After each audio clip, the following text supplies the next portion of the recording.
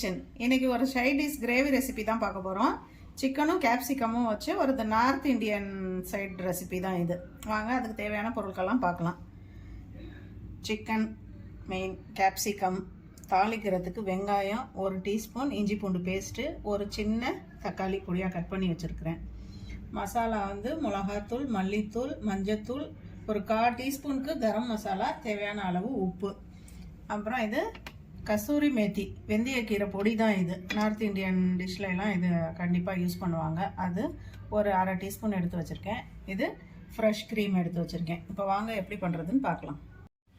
அடுப்பில் ஒரு பாத்திரம் வச்சு கொஞ்சமாக எண்ணெய் ஊற்றிருக்கேன். ஒரு 3 ஸ்பூனுக்கு எண்ணெய் விட்டுட்டு நல்லா சூடாகிடுச்சு. இப்போ வெங்காயம் சேர்த்துக்கலாம்.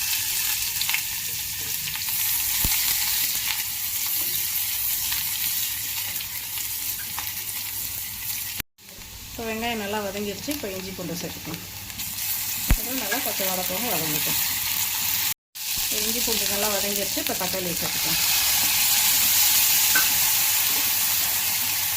இப்போ மசாலா எல்லாம் சேர்த்துக்கலாம். மிளகாத்தூள், மல்லித்தூள், மஞ்சத்தூள், கரம் மசாலா, உப்பு, இதெல்லாம் நல்லா வதக்கிக்கலாம். இப்போ மசாலாலாம் நல்லா வதங்கிடுச்சு. இப்போ சிக்கனை சேர்த்துக்கலாம்.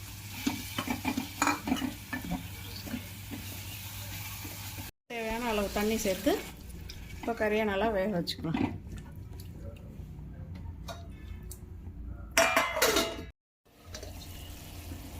இப்போ கறி நல்லா வெந்துருச்சு. இப்போ குடமிளகா சேர்த்துக்கலாம். இப்போ குடமிளகா சேர்த்து நல்லா ஒரு கொதி வரட்டும். வந்துருச்சு. இப்போ வெந்தயக்கீரை,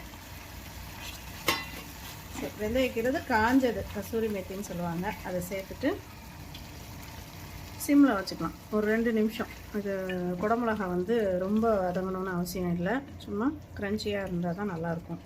இப்போ ஒரு 2 நிமிஷம் வச்சு எடுத்துக்கலாம். ஒரு 2 நிமிஷம் ஆயிடுச்சு. காயும் நல்லா வெந்துருச்சு. இப்போ அடுப்பை ஆஃப் பண்ணிவிட்டு ஃப்ரெஷ் க்ரீமை சேர்த்துக்கலாம். ஃப்ரெஷ் க்ரீம் வேறு ஒன்றும் இல்லை, ஆடை தான், பால் ஆடை தான். அதை நல்லா பீட் பண்ணிவிட்டு இதெல்லாம் சேர்த்துக்கலாம்.